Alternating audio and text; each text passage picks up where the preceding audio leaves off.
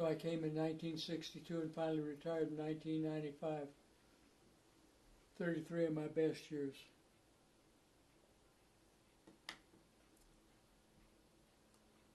Let's see there. If you get out behind the hangar on the big concrete ramp there, you can look up and see it says NASA Research Center on the back. Got a little NASA meatball there in the doorway that goes up. That doorway went up so you could get a big tall tail through it. Anyway, there I am in front of our T-33. When I came here, it's like a kid turned loose in a candy shop. Look at all those airplanes. I was here for 33 years. I think I flew, in the time I was here, I think I flew 106 different things, airplanes and simulators. One of those jobs I like so well, I'd have gladly done it for free. I did it well enough, they paid me nicely for my job. I came as a GS-9, I think. And before I retired, I was an accepted grade, which meant Congress sent my pay. And it was a very nice pay, as I remember. Anyway, here's the breakfast flock on the ramp out behind the hangar. On really pretty days, the crew chiefs would pull them all out, line them up for a photo op for the photo lab. So here's a whole flock of them right here. Probably the airplane I did most of my good work in. This big Boeing 737 right in the middle. Actually, it was called a 367-80. It was a prototype of the Boeing 737 airplane. Then a whole flock of little ones around them here. Light twins, turboprops, piston-powered airplanes, pure jet airplanes, F-106 over here. Tell them where your big plane is now. Yeah, this big plane right now, the one you see in the middle there, that one is the very first Boeing 737, is in the Boeing Museum out in Seattle. We called it Fat Albert because it was kind of a fat-looking little thing, short, pudgy little airplane. One of the best I ever flew was right here, a British airplane, Hawker Siddeley Kestrel. This is the forerunner of the fabulous Marine Corps Harrier airplane. And where is that airplane now? This airplane now I think is in the Smithsonian. No, it's in the Hampton Museum. It's in the Hampton Museum now? Okay. Wow. All right, anyway, that puff of smoke is it's not on fire. When you got all the switches lined up the right way, you just leaned over and the lower left-hand side of the instrument panel was a switch said start. You hit that switch and it fired a great big cartridge into the first fan stage of that turbojet engine. It was a fan jet engine. So that smoke you see going out the top is this exhaust from that cartridge. It spun the engine up and at just the right time the automatic starting sequence introduced fuel and ignition and it was off and running. The thrust came out in two places. Two pair of nozzles on the side of the aircraft here. Forward nozzles came out right behind the fan, the first three stages, the fan of that engine. The aft nozzles came out at the noisy end of the engine behind the 8 stages of turbine at the back. See, that was one of my favorite airplanes here. I think one of the ones I did my best for. One of the exciting ones was a rendezvous docking. In orbit around the moon, they were going to have to dock the Apollo command module with the lunar excursion module in preparation for coming back to planet Earth. So Langley in those days was so good with engineers, scientists, and technicians. So if you get out into the hangar at Langley, look up in the top, the rails are still there. I think perhaps that carriage is still there. But the mock-up here of a Gemini capsule and the gimbal rings it rode in has long since been removed to an archive area. So here comes the mock-up of that Gemini capsule. Photo Lab always got in there and did a really good job for us. So there's a mock-up of the Gemini capsule and the tail end of an Agena rocket here. The mission was to fly that rascal through the hangar and dock it with this tail cone right here. Let's see if we can't see how that works. We will in a second. Actually, here's a very young Neil Armstrong on the left. He was always in and out of Langley in those days. The taller gentleman on the right is Jim Whitten, who was the senior pilot in the research pilot's office when I came to work here. And I think that's a mock-up of a Gemini capsule behind him right there.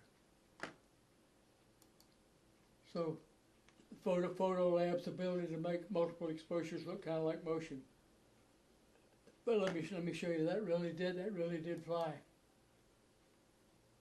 So here it comes down the hangar.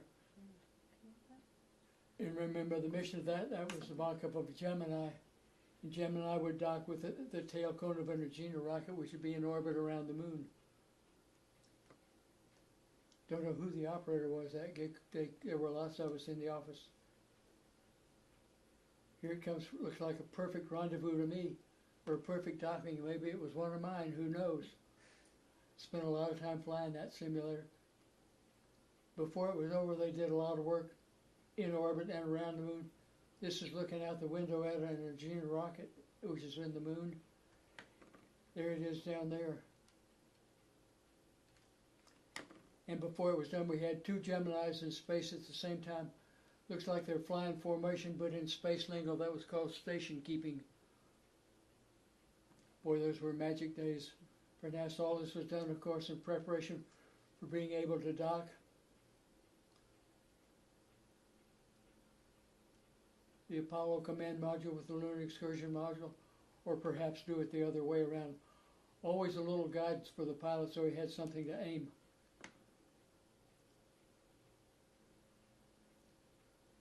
Like getting paid to go to work and play. There's that thing. Looks to me like this is going to be a perfect docking. Here it comes. This was pictures from the hangar.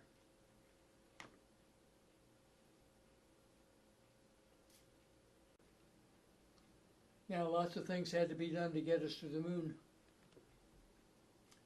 If we're going to land on the moon in a lunar excursion module or a LEM, we better figure out how to simulate it.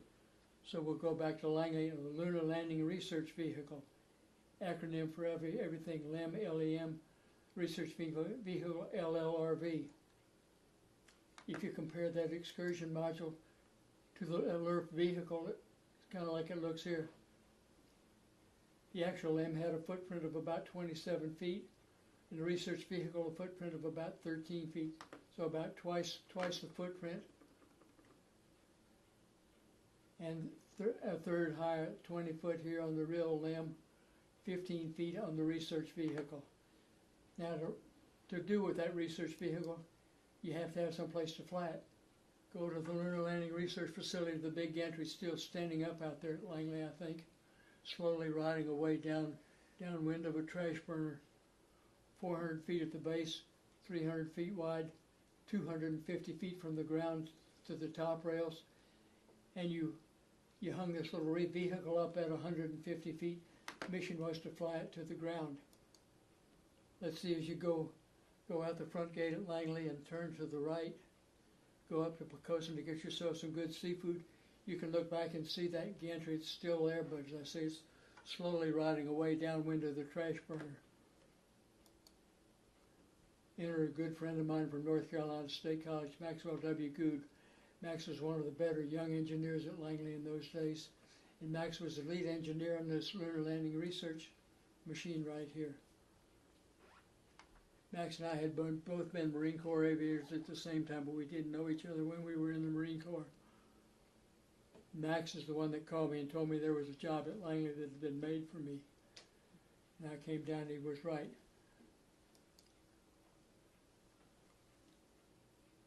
Put this up there one more time just to show you that vehicle in the gantry in this walking beam right up here at the top of it. The walking beam allowed it to roll from side to side. The attach points at the bottom of these arms allowed the vehicle to pitch nose down or nose up. And since it was not constrained in heading, it was free to yaw left or right. All this controlled from inside the vehicle. One day when it was my turn to fly, we had a runaway thruster and yaw, and the vehicle started to wrap itself up. I don't remember if it was going left or right. Since I always go left, given the opportunity, it was probably going left. My good buddy Max thought, well, this thing's going to break loose. Drop my old friend leader down to the ground and crunch him, and that'll be the end of Lee. So he had me shut it down, and he lowered it to the ground. From the control room, when he got on the ground, he reached up, he hit a button, killed all the power to the system. Wrong idea, Max. To show its distaste for the way he shut it down, it jerked it back up in the air, threw it down to the ground, and that walking beam right there at the top came right down through the... You see, you went too fast. Got too fast. I know. You punch it for him. Okay. They get in a runaway. Yeah, here's that vehicle flying down to the lunar lander. Tell them what that smoke is. That smoke is little puffs of hydrogen peroxide rockets, which were used to control the attitude of this. They would have also been used on the moon to control the attitude up there. Mission here was just to fly it downrange and land it on an X, probably at 90 degrees before we land it. Let's see, here we go. Looks to me like it's going to be a good one. Perhaps it was one of mine. Okay, now we're on the moon. How do you walk on the moon? Remember, the gravitational pull of the moon is approximately 1/6 that of planet Earth. So for every 60 pounds you weighed on Earth, you weighed 10 pounds on the moon. Let's go back to the lunar lander and see how we moonwalk. Looks to me like that guy's hanging up sideways. Almost, but not quite. Here down at the gantry, you see the gantry here, and a walkway down here. If you hung a guy up straight sideways, he'd have no weight on his feet. But if you moved him out that 9.5 degrees seen there in that cable angle, that work the trig on it puts approximately 1/6 of his weight on his feet. They put a walkway down there so he could walk on it. You hung the subject up there, moved him out that 9.5 degrees, 1/6 of his weight on his feet, then he could walk down that board. Here comes one of the young engineers down there, Randy Harris, I think this young guy was, running down that board. And in those days we had a real advocate for the space program in the news media. Old Walter Klondike, seen here. Walter was always down at the center seeing what was going on.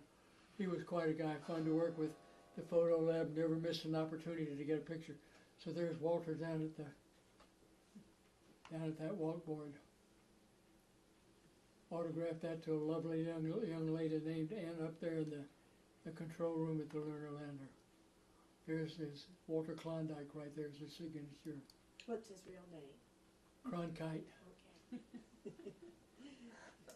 Anyway, the leader at the lunar lander envisioned that perhaps the astronaut should have a lunar backpack propulsion system to fly himself around in on the moon.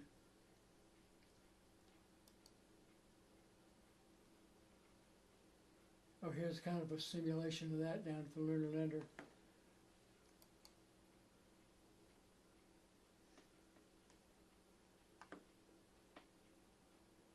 Don't know who this was, could have been anybody. Always had a lot of folks keeping you safe in those days. Each of those guys had a rope so you couldn't fall on your head. Watch, this guy's going to get off, then he'll go running across this walkboard.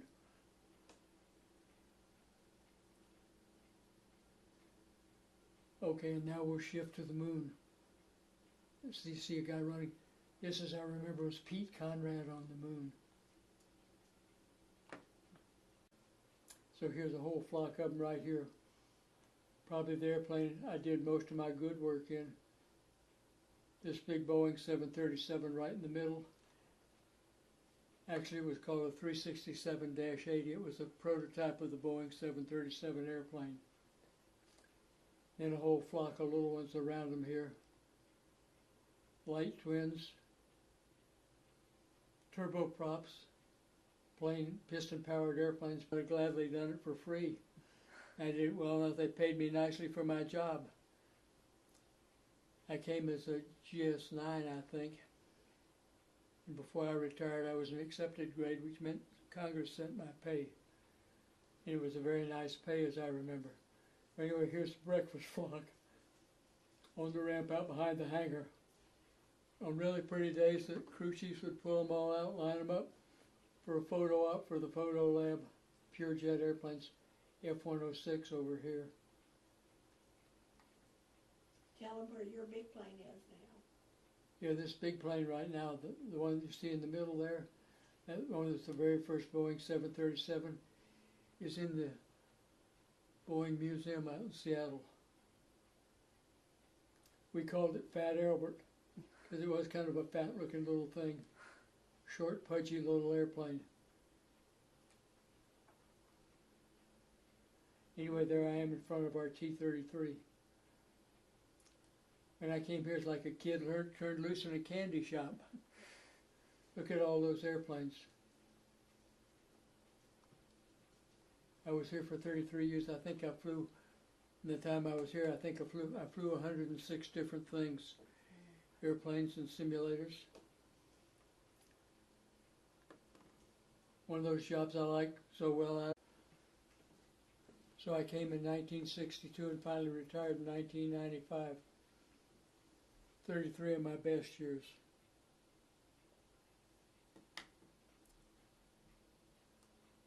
Let's see there. If you get out behind the hangar on the big concrete ramp there, you can look up and see it says NASA Research Center on the back. Got a little NASA meatball there in the doorway that goes up. That doorway went up so you could get a big tall tail through it.